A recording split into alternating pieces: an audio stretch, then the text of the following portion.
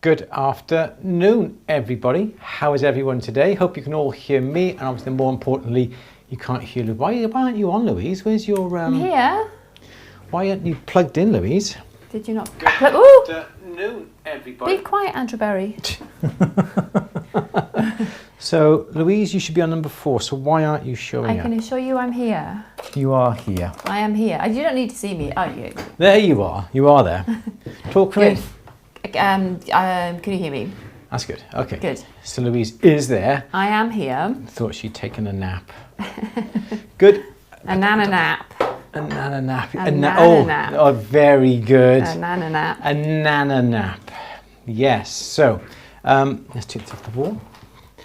So, I hope that you're all doing really well.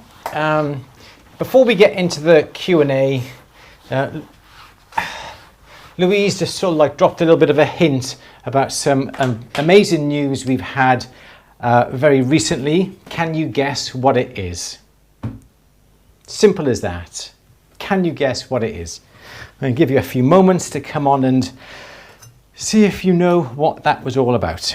Okay, so anything we should be talking about? Oh yeah, go on. No, I wasn't going to say anything. Go on. Okay, so don't forget that we have got an offer, a little bit of a giveaway happening at the end of the month. As you know, Jamina been very good to us with the shot dies and impression plates when we did the workshop. They gave us a really good discount. They've also given us, let me just quickly show you a second. So everybody who signed up for the shot plates, for the shot plates workshop that we had, I think it's about 3 weeks ago now, and everybody who signed up for that workshop is going to be entered into a draw to win one of 3 punches, hence 3 punches, and 3 mini shot dice. It was up to me to choose them, and I'm a terrible at choice, so I hope you're going to like this. So we're going to be giving away a hand punch and a mini fans, okay, to one lucky person. We're going to be giving away mirrored ammonites. Did I see the fans on a gorgeous ring by one of our diploma students this week? You did. Yeah, beautiful. Yeah. Absolutely. Mirrored ammonites, another hand punch, and also mini flowers and a hand punch. So if you have signed up and bought your ticket or had your ticket free, if you're a paid member of At The Bench, you will be entered into winning a chance of winning one of those 3 punches, 3 dies. It's as simple as that. If you still want to buy access to the workshop, it's £15. And you can only be entered into the draw if you have bought your ticket for the Impressions Workshop, Shot Plates Workshop. When I say bought, if you're a paid member, it's very confusing, isn't it, when I try and repeat this. This, I think it is confusing, so, yeah. Thank you very much. Sorry for the vote of confidence. If you're a paid member of At The Bench, you still have to buy your ticket, and you put in the coupon code and it comes up as free, but you still have to enter that way to be entered into winning one of these 3 punches. It's as simple as that.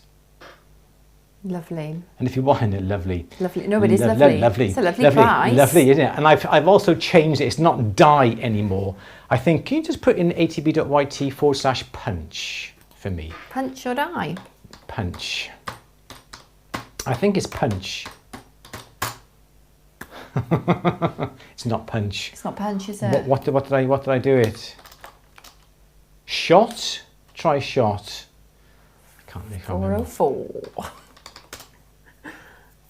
That's not right. It is shot. It's shot. It's shot. Okay, so atb.yt/shot.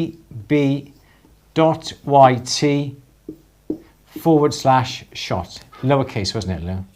Oh, hang on, you frozen here. Oh no, you were just sat still. That's okay, sorry. Toss. So, if you are a paid member of At The Bench and you didn't get your ticket to watch the shot plates and impressions workshop, atb.yt/shot.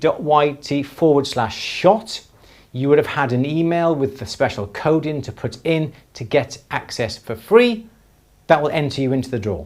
If you're not a paid member of At The Bench, you can still buy access to the Shot Plates and Impressions workshop. It's £15, atb.yt/shot. It's £15. You get a 10% discount code to spend at Jamina until the end of this month. You'll be also then entered into the draw to win one of these 3 punches and shot plates. Simple as that. And they are really, really good. What's the shot plate? Shot plate's £30. What's the punch? £10, £15. Just about £40, £50 worth for each one as well. Lush. Which is absolutely brilliant. The other bit of news I'm going to tell you now, but we're still in the process of preparing this.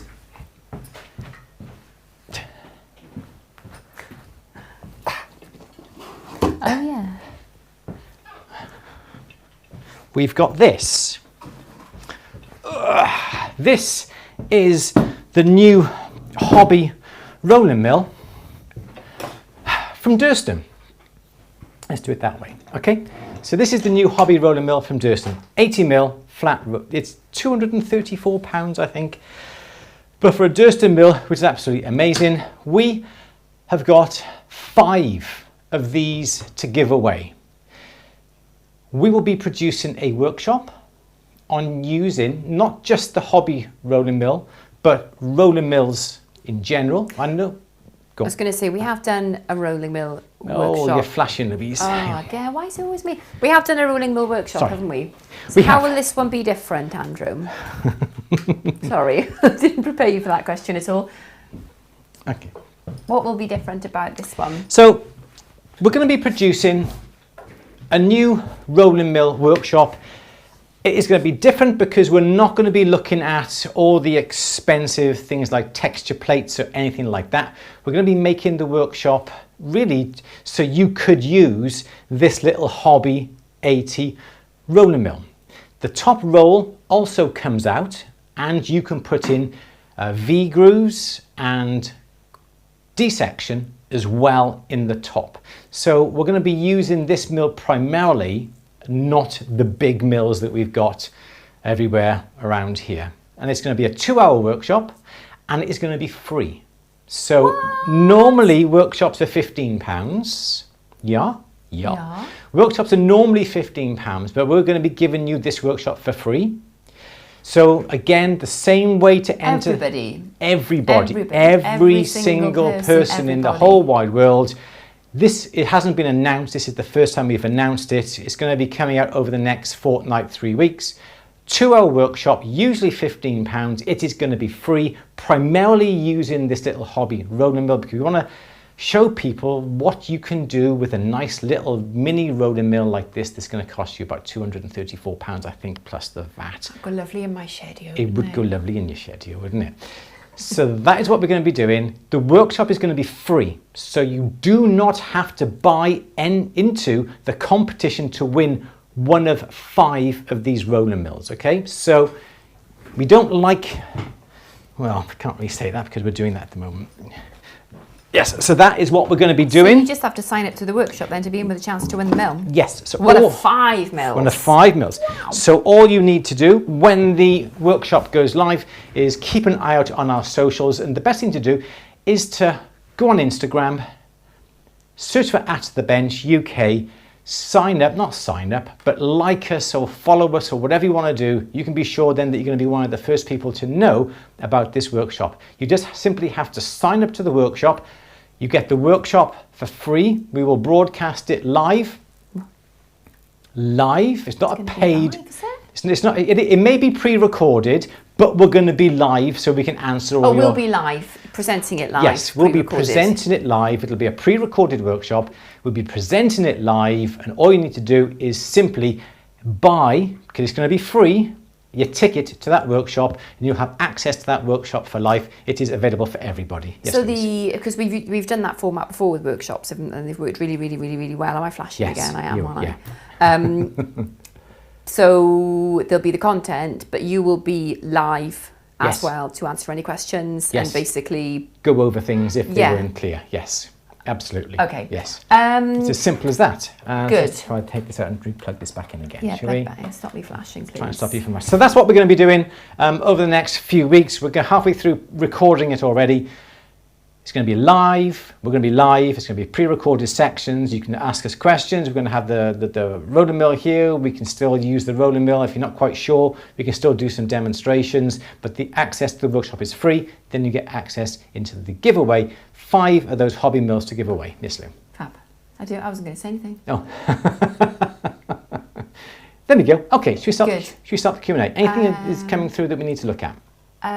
Claire's saying, is Andrew pregnant? So the clue was Nana Nap, wasn't it? Yeah. Yeah, having a baby, not me, no. Grandbaby, becoming grandparents. Yes. So- Yeah, we're going to have a new grandchild. Yes. First grandchild. Yes. So one of my daughters is expecting.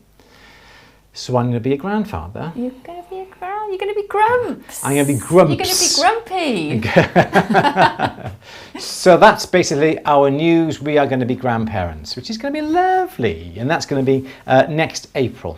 So yeah, we're really chuffed to bits about that. Absolutely chuffed to bits. And you're still flashing, Louise. I don't know why you're still. I don't know why you're still flashing. We'll just have to put up with you flashing. Okay. Should we have our? Sorry, guys. Should we have our first bits and pieces? Got Right. questions to hand? No. No. Yes. Christine. Yes. Hi, Christine. I enjoy watching you. I'm quite new. Right, hang on. Let's just try and stop this from flashing. It's shall going to we? be really irritating. It is going to be irritating, and more irritating than me, I think, Louise. You said you were irritating. If that is at all possible. Let's check out what have we got here. I've been flashing for weeks, so haven't I? It is a bit of a dodgy connection, then, isn't it? And I don't know why. So let's replace the cable and see what's Shall happening. I read you the question while you're doing it? Go on then, read me the question. Quite new to Sorry. working with jewellery, even though I've been a jeweller selling, but always wanted to be a working jeweller. Oh, brilliant. Please can you show us at some point how to make a claw? Not today, no. There are, hang on, I did notice on At the Bench, Hang I on, saw hang some on, hang on, hang on, films. hang I might on. be, can No, you, hang on.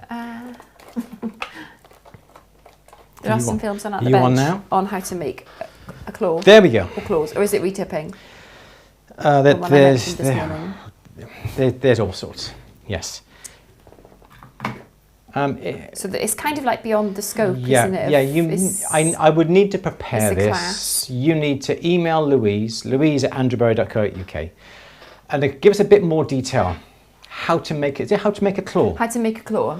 Yeah. Is it a claw for a brand new piece of jewellery that you're making? Is it a claw for a piece of jewellery that you're repairing, or Is it a collet? Is it a rep setting? Is it a claw collet? Is it a 4-claw setting with like a double gallery? Don't put it in the chat. Just email Louise at andrewberry.co.uk. Just give us some more information, perhaps a picture, and then perhaps we can then do it in one of the Q&As. But it's going to take a bit of preparation and a bit of thought and a bit more understanding about what you want as well. good? Okay. Yes. Sorry, I didn't read all the question. How to make a claw setting? Sorry, there was more. Sorry, Christine. How to make a claw setting? But Okay. there are some films on that bench. Yes, we would have to direct you to At the Bench for that. It's going to be out of the scope for Q&A. It is possible, but it's a claw setting that's going to take me about 20 minutes, half an hour, and unfortunately that is not something that we're prepared to do during the Q&A. But if you're a member of At the Bench, there are so many films on there showing you how to do a claw setting. But yes, just join it for a month at thebench.com.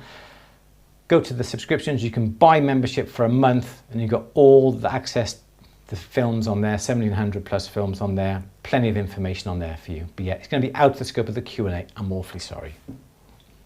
Okay, but we can point you in the direction of, some information. Okay, Yes. David is saying, I have a 3x6 Marquee stone to hang below a pendant in a claw bezel setting. Would you make the bezel, in a claw bezel setting, would you make the bezel out of rectangular strip or cut it out of a piece of 2.5mm thick plate?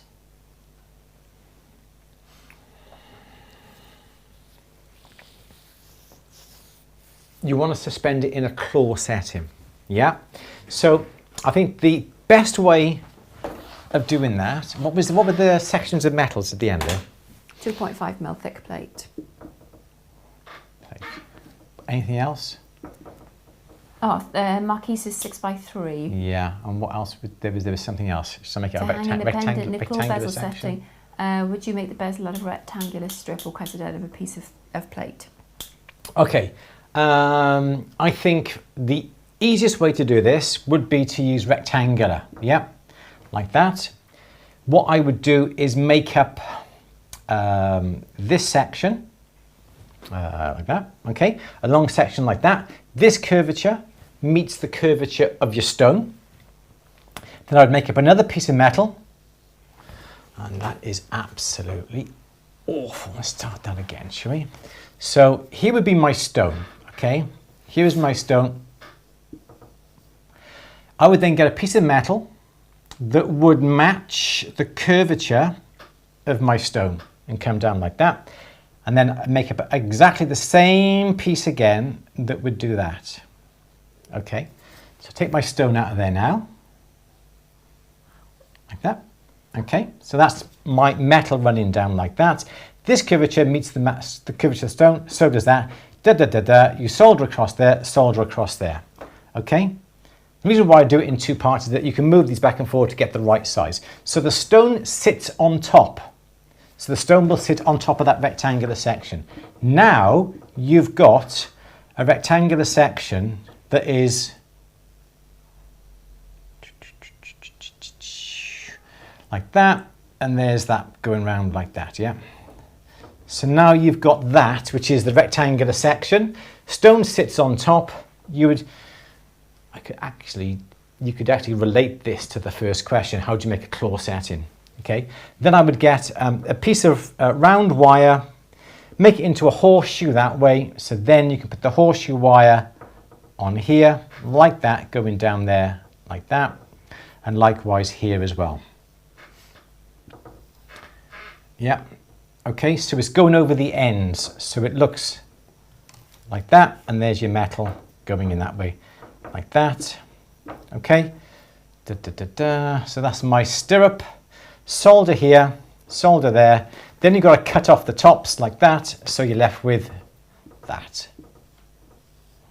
And there's your claw coming up that does that. Likewise on this side. So here then is going to be my claw by here, and there's my claw coming up here as well. Okay, because your stone sits on top, all you got to do then is just push those bits of claw, those claws over onto the stone, like that. How's that? Board, dum dum dum dum dum dum, like that, like that. There. Okay, and that for me would be the easiest way to do a marquee shaped setting. Would be to do that. Lovely. Yeah, and then obviously then you'd put your little jump ring up by here that would go around like that, and that's then where you'd hang that from. Does that make sense? Like that, like that, like that, there. Okay, so I think that is going to be the easiest way to do it. Cut it out of a plate, you need to add claws, and this is the best way. Section 6x3, you'd only have this perhaps dependent on the depth of the stone, because obviously stone has a bit of a depth. You're looking for the stone to sit on top here. So we're looking at the stone would be like that. Yep, so that, but like that. You would even file a bit of a taper on the edge of the setting here. But as long as this part here is as deep as the bottom half, the pavilion of the stone here, that's all you need. It sits on top, the claws are by here, the claws are by here, push them over, holds it in place. Yes, Louise, that was a long question. Good. Linda's going to be a great grandmother in January. Excellent, congratulations. Oh, congratulations. Lovely. Thank you guys. Andrew Bampyberry. I know what you're saying. He looks too young. He looks too young. Scrap over engineering. I bought a rolling mill last year with the ATB code from Durston's EU shop. Would like extra explanation about feed direction of material. I've heard contradicting advice. We can talk about that, can't we, in the workshop? Yeah. Yeah, I've made a note of that. That's great. Thank you very much. I can explain it now if you want. Oh, cool. Yeah. Yeah. Yeah. So, metal has a crystalline structure with the molecules within the metal. If you are rolling metal down, all metal is crystalline. All metals have a crystalline structure, don't they? Yep. So here's your metal, okay, and here's your little crystalline structure all the inside, okay. It's a bit more than just 6, okay. They're the atoms, are they? Yeah, it looks like a bit of Edam cheese, doesn't more it? Amorphous to me, but okay, we'll believe you. So, if you compressed the metal in this direction, these would simply get squashed. Yeah, not a problem. As soon as you start to push the metal into a rolling mill, and the way the rolls come round like this and squashes the metal, they all get squashed in a direction, okay? So if you think about the metal is coming in this direction like this. I got a new pen, it's not working very well. I'll have to get another one. So it's going in this direction and it's that direction. So all these little molecules or atoms are going to be pushed in a certain direction. And I would have thought that direction is going to be like this. Yeah, because they're all being pushed down by the rolling mill. So now... Down and back then, is it? Down and back, yeah. Okay. They're going to be pushed. They're going to be squashed in that direction. So if you have a piece of metal and you've put it in this direction with this edge here, okay, it goes in this direction, this way. If you do not anneal it, you take it out of the mills, you put it back in, and you put it back in the same direction as it was going in before. So you can be sure all your little molecules are being squashed in the same direction. Should you turn that piece around and put it back in the opposite way to the way you were rolling it, all these molecules now are facing in this direction because you've turned the piece around. And as a result of that, the mill is compressing them against their shape. And there's more likelihood of your metal cracking because of what is happening to these molecules. I suppose it's like... You're pushing it, and then they go, and they're going to go up, and they could well break your surface, and you're microscopically folding it almost. Yes, in that respect. Or then you're pushing these up, and they're just not working. Okay. Right. Okay. They're all working against each other, and there's a chance that your metal will crack. Once you have annealed the piece, these molecules, are big and fat again. Okay. We're having a party. So it doesn't matter now which direction you put your metal in. But once you've put it in a certain direction, once you've annealed it, you have to keep putting it back in that direction all the time. So atoms don't get compressed in the opposite direction and start to split the metal. So that's one thing that I would suggest you do. It works with plate, it also works with wire. Too often you see people with a rolling mill going forwards and then it doesn't drop out, but then they unwind it and bring it back. So they're constantly bringing it back and forth in the rolls. It is quick. Whether it's advantageous, I don't think it is, because you're constantly playing around with the atoms. They go back and forth like this. But if you're going back and it's already been compressed, there's not that much compression when you're reversing it, is there? But then they tighten it down and bring it back, tighten forward, tighten, back and forth. So the atoms are going this way, and they go, and they're literally pull this way and that way. Don't know whether they're coming and going. And things like work hardening. If things snap and things will break. So that's what I would suggest you do. If when you're rolling, you've annealed it, it doesn't matter which direction you put it in. If sometimes you've got a rectangular piece of metal like this and you want to make it wider, obviously you put it in width way, so the rolls will roll it longer width direction. Hope that explains things very quickly. But yeah, we can look at that a bit more when we come to do our workshop, certainly. Because when I've started using the mill downstairs, and I don't know, it always strikes me how you think you've got lots of time and lots of passes, and then suddenly you look at it, you've gone too far. Yes, we're constantly rolling it. Yeah. Yep. And that's the story of my life at the moment. And you need to measure, you need to make sure the measurement, you need to make sure you measure. Yeah. You have a little Just gauge stop and with look, you all the isn't it? time. Stop and look. Look at the surface, make sure the surface is right. If the surface is got a little bit of pitting on it from perhaps some bit of flux that's left over, grind it off, get it off before you start getting down to the final thickness that you need. Yeah. Cool. Okay. Stuart is saying, I've created a sleeve / coil of 1.2 mil wire in 1.2 mil wire, 10 mil in length. What is the best way to secure this coil around the tang of an iron arrowhead? Would silver solder work or just glue it in?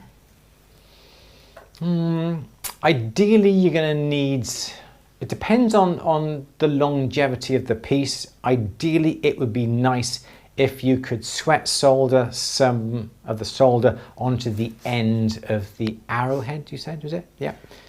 Yeah, so then when you put the coil over it, you can heat it all up, and then the solder that is on the end of the arrowhead will then go onto and into the coil. That would be the neatest way of doing it. Failing that, some arrowdite epoxy resin upon the end of the arrowhead, or however it is. Make sure there's a bit of make sure there's a bit of roughness on the end where that arrowdite is. So when the coil goes on, the arrowdite then and perhaps twist the coil round and round a little bit just to ensure that you get a good coverage of arrowdite, and it goes into the little key areas.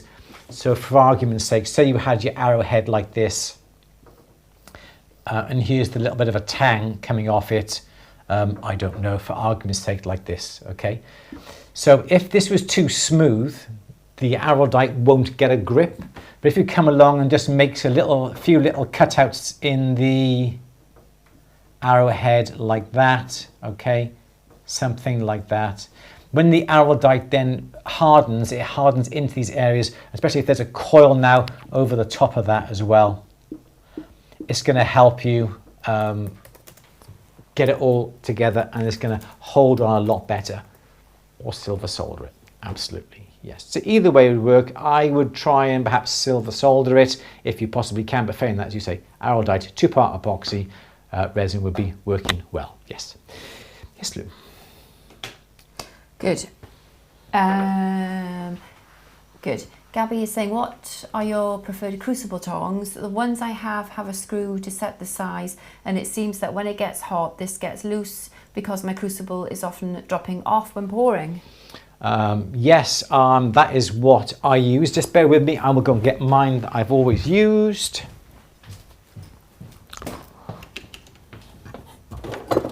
Oh, I think I've missed a question. I think it was Helena asked, if you're not on Instagram, how do you find out about the Rowing Mill workshop / competition? We'll email everybody free views. It will be emailed, so, yes. But first of all, it will be on Instagram first of all. Yeah, but you will hear about it. Yeah, you won't be left out. Just you won't be one of the first to know. But then at the end of the day, it's not first come first served. Everybody can be entered into it. Yeah. But yeah, you'll know then. Yes. Fab. So, as you say, this is my preferred, as you say, Crucible.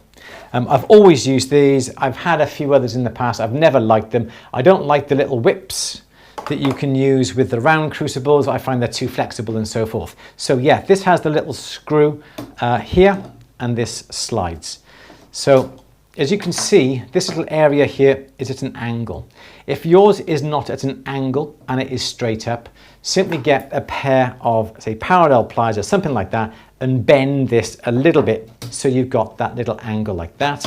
Then the crucible can go in like that there. You push this up, and as you're pushing up, push up with your thumb, keep pushing, and then tighten up the screw. Okay, so that will hold the crucible in place. Now you may have noticed that when you get your crucible, you get this little bit of a silvery attachment. and overhead. Here we go.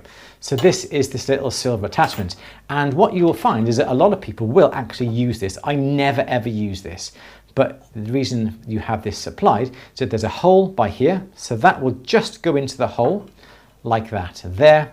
This then will come across, and this, you should be able to hold this now in your crucible. Let's put that in a bit further. There we go. So you can push that onto the side of the crucible like that. Okay, so that will give a bit of force on this crucible pointing downwards. It's not going to lift off because we've got this angle at our crucible like that, and that will hold the crucible in place, which is going to be very handy, especially then when we come to tip this like that. It's not going to drop out. It's being held with this little device on the side. Some people put it onto the one side, some people have it a little bit shorter somehow and it fits a bit further along, but yes, I would always do that. I'm right-handed.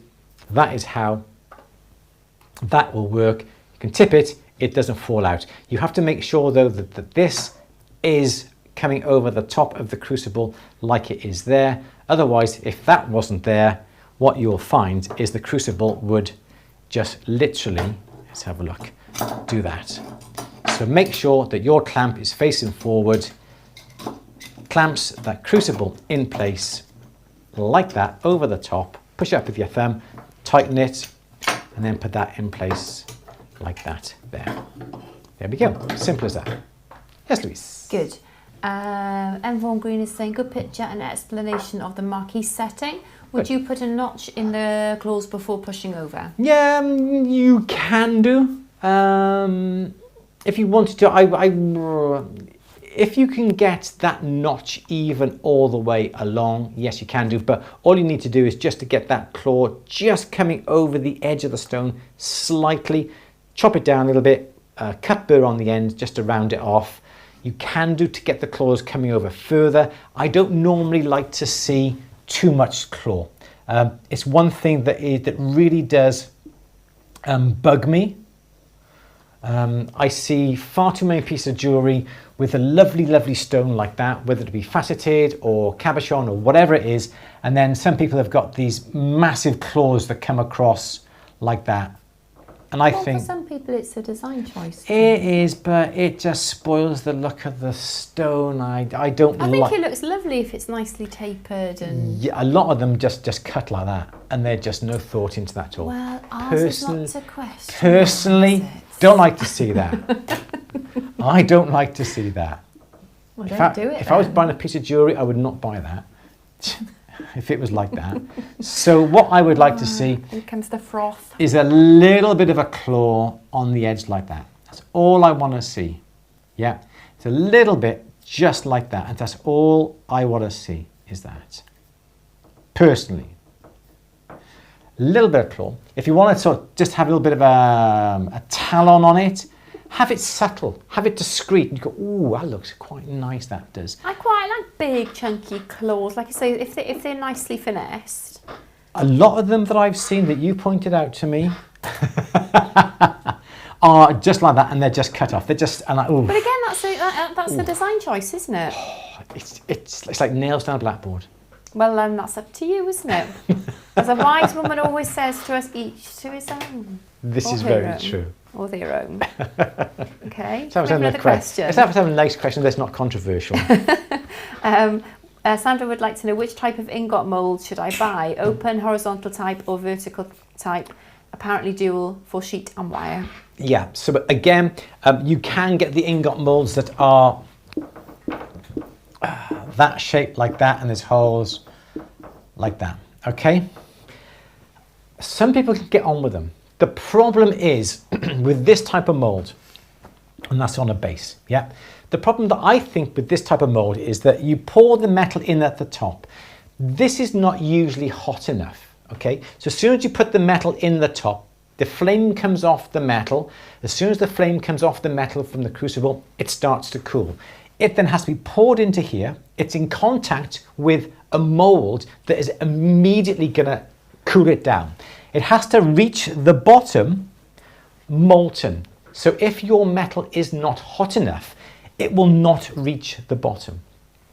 And the metal will cool down very, very quickly, because obviously this is going to be a lot less in temperature than the molten metal.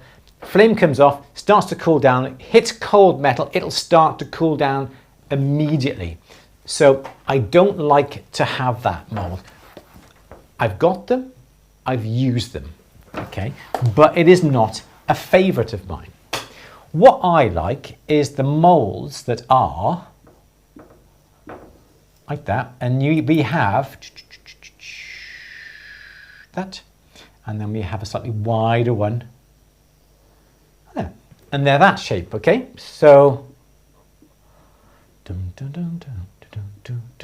so you've got two areas to pour the metal.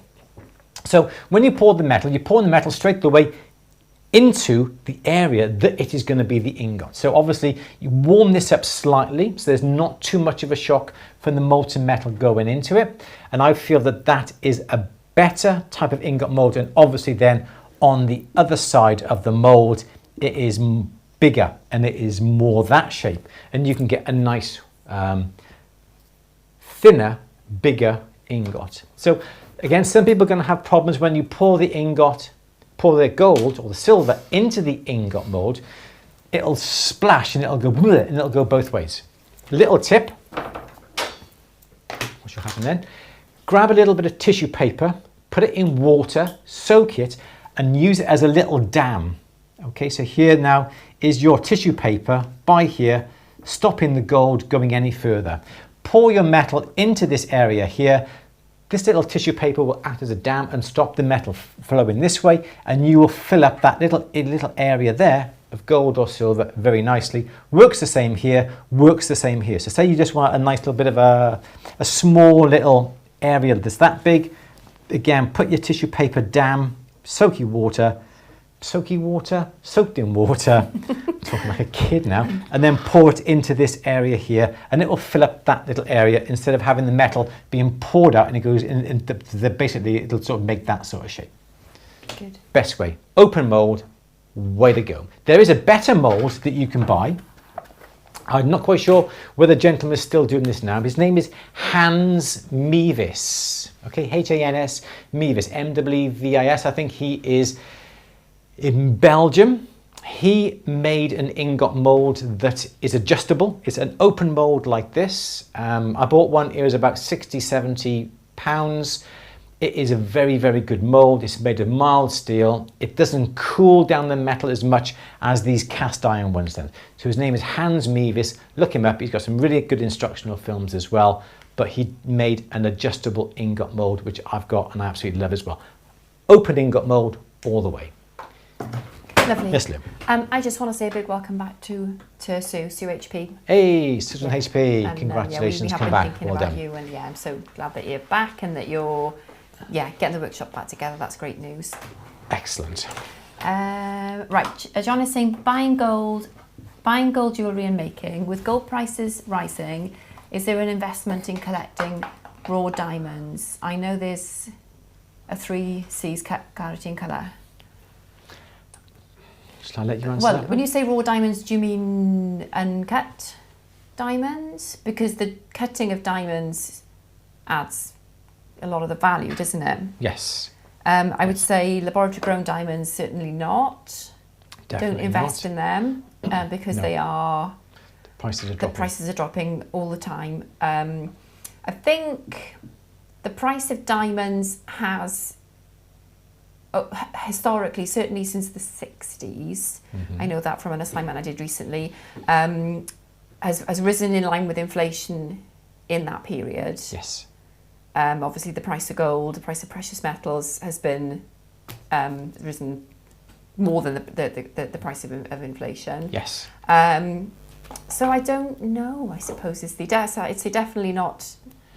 Because didn't De Beers drop their prices to make them more accessible for people, because people were buying labs and they didn't want that, so they reduced the prices. Yeah. So now basically then they devalued every single diamond that you've got, because if you then have to then go and have that jewellery valued, you have to value it at today's prices, and if they've dropped, well then in theory your diamond is worth less. I think it's volatile, isn't it? Nobody knows really what's going to happen. Oh my gosh, can you imagine 20 years ago if you knew the gold price was going to be as high as it is today? Oh yeah, my exactly. word. Yeah. If you could Things just people go back would have in taken time. steps, wouldn't they? So yeah. Absolutely.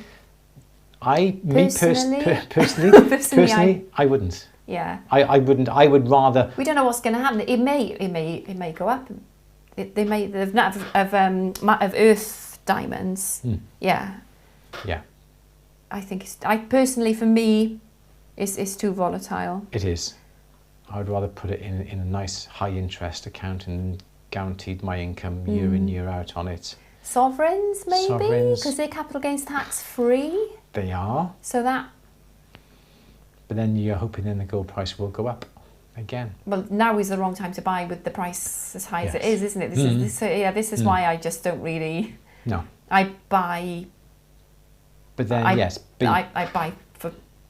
Yes, for pleasure, I would investment. not buy jewellery made of gold for an investment because you will never make your money back if you go to sell that piece of gold, no matter what you do. Obviously, 50, 60, 70 years time, yes, perhaps you would do that. But if you think about investing over the short term, certainly not, because you've got to then take into account the manufacturing cost and the labour cost out of the piece that you're buying, and you'll never get those back if you just have to sell that back by weight. I think buying recycled diamonds, buying scrap diamond jewellery, if you're going to turn those stones into new pieces of jewellery and sell them as recycled diamonds, which is, I think, one of the most sustainable way that you can sell. Yeah. One of the more sustainable ways you can sell mined diamonds. Yep. I know that the people have got other ideas on this, and the diamond's history affects its life currently. Yeah. But if you don't know that, then yeah, it's really difficult, isn't it? It is. But yeah, if you're going to resell it as a recycled diamond and it exists anyway, it's whether people want that legacy of it. Yeah, it is difficult, isn't it? Yes. But you can buy them for a good price, Some and auction then houses. turn them into something new, and yeah, if you so wish. Yeah. So I personally would not invest in diamonds at the moment. But when is the best time to do it? I don't know. We wish we did know. If only we had a crystal ball. Yeah. Let's have the next question. That's what it says. Crystal grains, not molecules. Yes, thank you. Yep.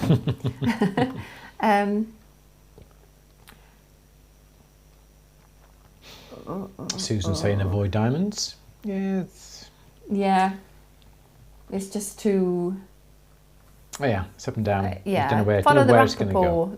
Martin Rappaport. Yes. Yeah, he does lots Facebook. of seminars and webinars, and there's lots of free information, and he talks a lot about the prices of diamonds and value of diamonds, which is interesting if you're interested. And he's in very that. entertaining as well. Yeah, I think he's cool. Okay, so David is saying, at 4 mil max opening between rollers, can the texture plates be used with the Durston hobby mill? This is something that we're going to be looking at. The Durston plates. Whoa! Dead leg. Oh. So the plate of the Durstons is they are 3.79. So 3.6. So personally, I haven't tried it. If you have to add, the only reason why they say that is that there is a chance that you could do something bigger, but, oh, come on, Ben, where are you? But I took one apart the other day because I was looking at putting the top roller on. Because you've got the gears, obviously Durston's a little bit better than that. When the well, that's not a flower, that's a gear. Okay, so then obviously this is connected to one roll, okay, over here. That's the one gear, and there's another gears down here, okay, that is connected to the other roll. As the rollers come apart and go together, it is reliant upon these two gears to mesh. 4mm, the gears are just about meshing, if that makes sense. Okay, so then the gears now are going to be going like this. Yeah, something like that, okay? So when those rollers are together, these gears are meshed really tightly. As those rolls come apart, these gears here have to come apart. And now, if you're coming to 4mm, there's a chance that your gear, that has a few more gears than this, is just about touching. And there's not an awful lot of strength in the tips of the gears, whereas if this was right down here, it would be far better and far stronger. So what am I trying to say? The further you have the gears apart, the less strength you have upon those gears, so you won't be able to put the force or the energy through, and you could well break the gears. That's why they recommend 4mm. So I personally would not risk putting texture plates through if the combined thickness of the metal you're putting on and the texture plate exceeds 4mm. The rolls are not made for that. It's a hobby mill as opposed to, say, a professional elite mill.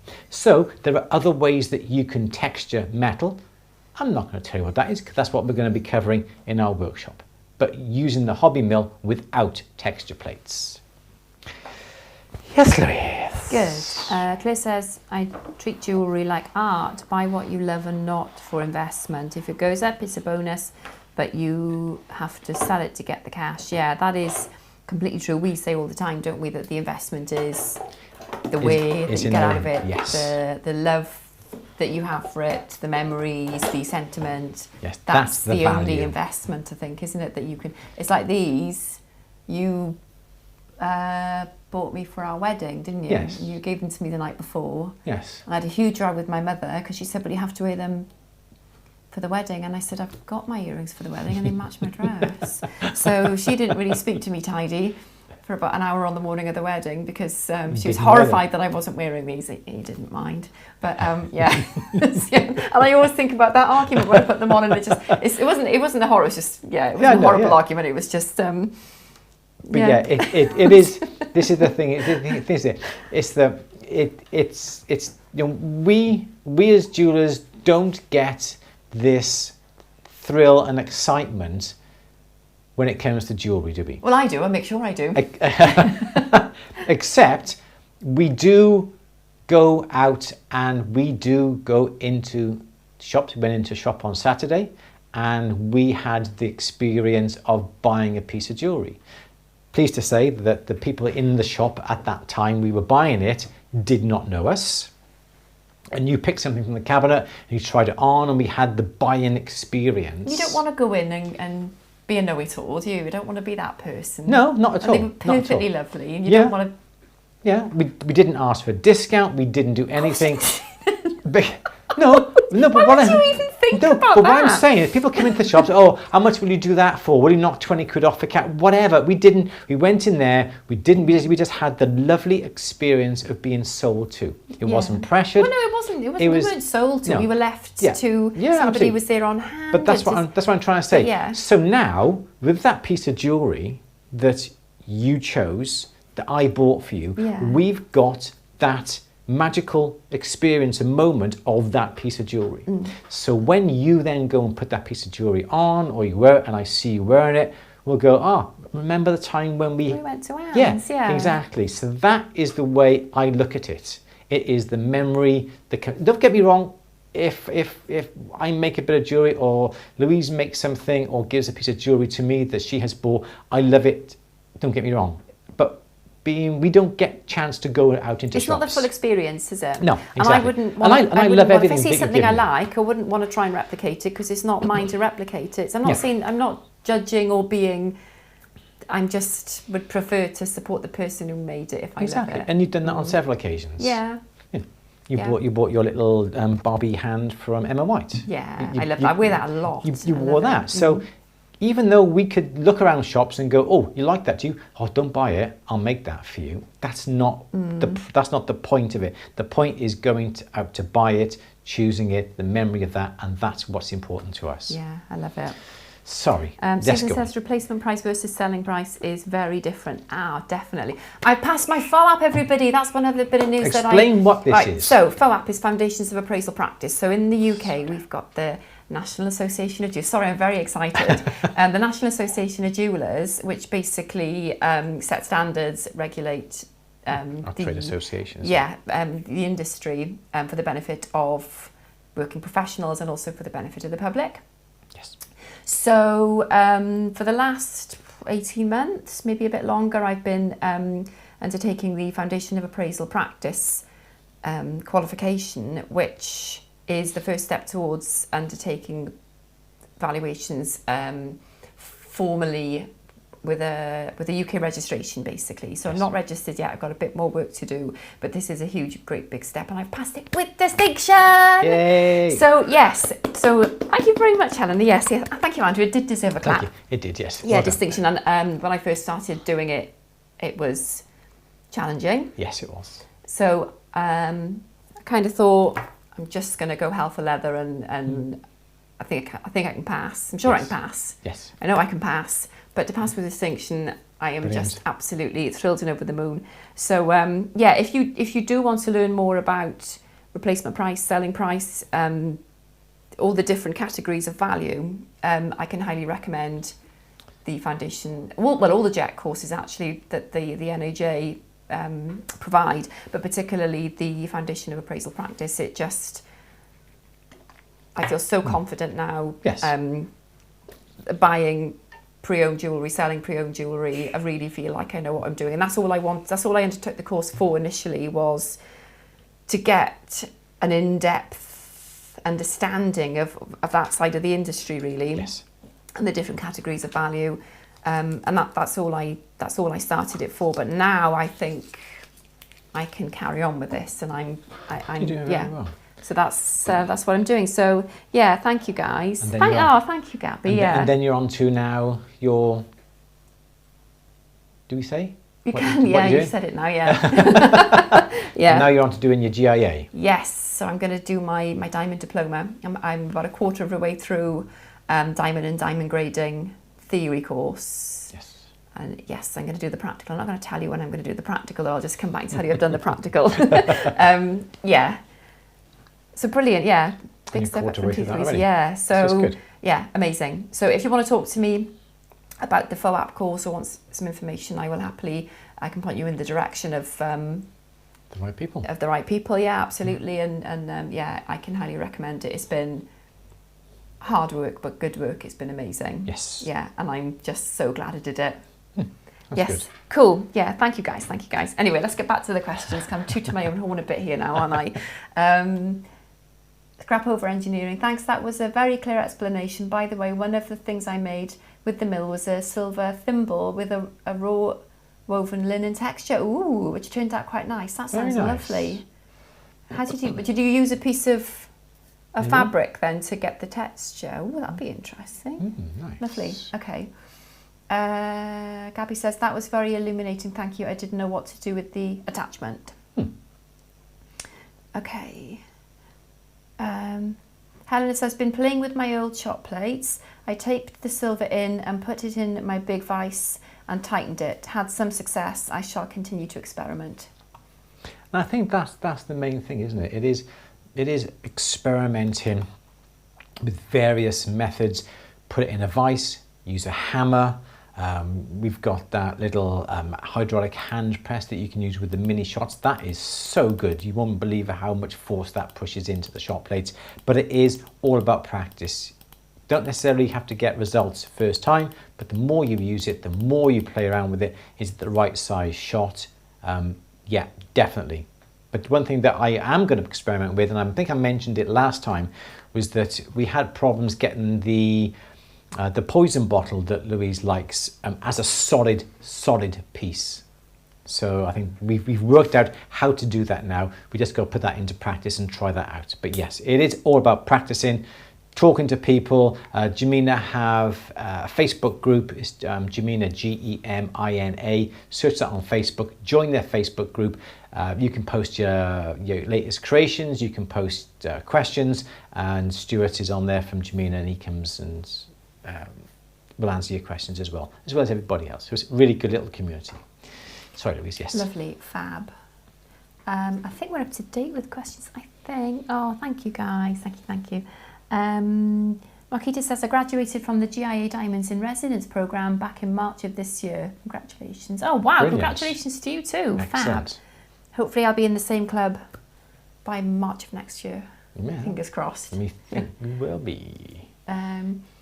Anthony says, in regard to texturing, I quite enjoy using sandpaper of different grades. Some of them look great on silver. Ooh. We did that with the Kembu. We put a lovely texture. I'm not quite sure. Do I have it in my tray here? If you have, yeah. I think I did have it in my tray here. So he says University of New Mexico used explosives to imprint metal. Oh, that sounds interesting. I wouldn't recommend. That does sound really good, doesn't it? Yeah, sounds cool. But yeah, don't do it at home, please. Scrap over engineering. I just rolled the fabric and silver through the mill. Had to clean the debris out afterwards. The fabric turned to dust due to the pressure. Oh, wow. It does, yes. But yeah, I don't have it to hand. Anthony says, have you played with your laser pecker? Yes. Yeah. Yeah. We have, haven't we? It's cool. It's really cool, cool, have isn't it? We the one thing that I did do, I thought, well, I'll just practice a few times. So I got one of our sort of like an opalescent sort of bag, and I thought, I'll see if I can put the print on the bag. So I did it. It didn't work. Did it again. Didn't work. Lift the bag up. Realised that it was slightly transparent, and I've actually put my name into the base of this. Look, it's a removable base, and I thought I can't get away with this saying it was there beforehand because it's got my flipping Andrew Berry. It's Andrew Berry as well. Andrew Berry. So it's got my name, so I'm going to have to replace the base. But but saying that, bear with me a second. What I have done. It's very sad, this is. Let's have a quick look on the image. Bear with me a second, guys. I've done this. And how's this for sadness? There you go.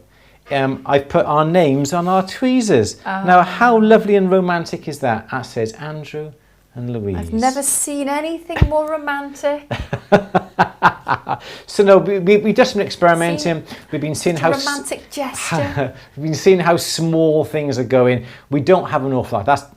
I've had about half an hour, but there's no instructions with it. This is the thing, and you've just got to do what you possibly can. Experiment with copper. I wanted to make sure it would engrave upon silver. It's not very deep.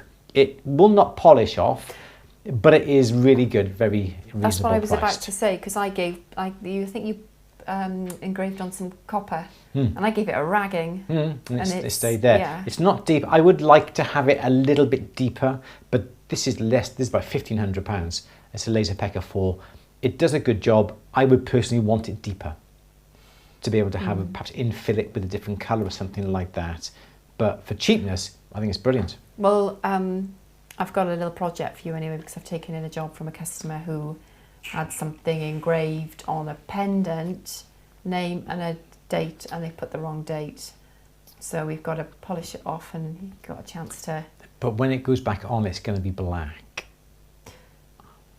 I'm wondering whether we might be better off engraving the whole lot again than the name and the... I don't know. Okay. Come on, Andrew, don't do half a job. Last question. Nearly 5 o'clock. Let's have the last one. Okay. Judy says, Gemina have a little Facebook competition on until tomorrow. Tomorrow, I think. Guess the way to the gold. I like those competitions. Thank you, Judy. Yeah, it's on the Gemina Facebook group or page. It's the group, isn't it? The group. Yes. Good. Thank you. I think there's some gold on a scale. The readout has been obliterated, been rubbed off. So you have to guess the weight. I did see it, and I spent so long trying to guess. I forgot what I was doing and just forgot to put it. Just worked it out. Which usually happens. So, yeah. I thought I'd entered, but I didn't. Anthony says, you need to use a black marker / Sharpie pen on the surface first. It helps the laser focus on that surface. Yeah. Remove it afterwards. Right. Yeah, that's right. Yeah. Susan HP says, maybe darken the metal prior to laser. Yeah. Cool. Yeah, I'm looking forward to having a go. It all works well. Good. Should we end there? Well, it's 5 o'clock. It is. Yeah, I have seen you can get like a spray-on chalk or some black sort of paint you just put onto clear objects, and obviously then the laser will actually stop at that particular point, and then you can wipe it off afterwards. Yes, I totally get that. That's not a problem. It looks really good on wood and leather. I'm incorporating these materials on some jewellery pieces. Oh, cool. Yes, it does. So yeah, we're going to keep on playing with that and seeing how we go with that, aren't we? It's going to be good. Excellent. Lovely. Right, we're going to go. So don't forget, at the bench, atb.yt/shot. Buy your ticket if you haven't bought it already to be entered into the competition to win one of 3 Jamina shot plates and punches. And don't forget, we've got 5 hobby roller mills to give away. More on that. I just want to let you know first of all, so if you're not on Facebook, or if you do not follow us on Facebook, please follow us on Facebook. That's where you're going to hear about it first. Let your people know that we're going to be doing that, because yeah, it's a good little mill. For the price, it's going to be better than those little blue ones you can buy, the ones imported from India. Much better, because it's going to be Durston and it's British. All right then, everybody, we were going to go. Getting the daggers then from Louise. Anything else you need to say? Is anything else coming in on that? No. Oh, you're all welcome. Thank you for being here. Good. So everyone, keep an eye on socials. Louise has been making up some new little pieces today as well. So check her new pieces out. You've been selling your twigs very well, haven't you? Sold out your twigs. I sold out my twigs. Yeah, my twigs did well. Excellent. We're really good for that. Really pleased. Yeah. Okay, everyone, enjoy the rest of your week. We will see you very shortly. Keep an eye on all our socials, what's happening with us, Facebook or on Instagram. And we will see you all very shortly. Louise, anything you want to say? No, just goodbye. Have a good week. Excellent. Don't forget, give this little video a thumbs up. We do appreciate it. It obviously helps with all the algorithms and all that sort of paraphernalia. Good. Should we go? Yes. Okay, so goodbye. Goodbye. Everyone, take care. We'll see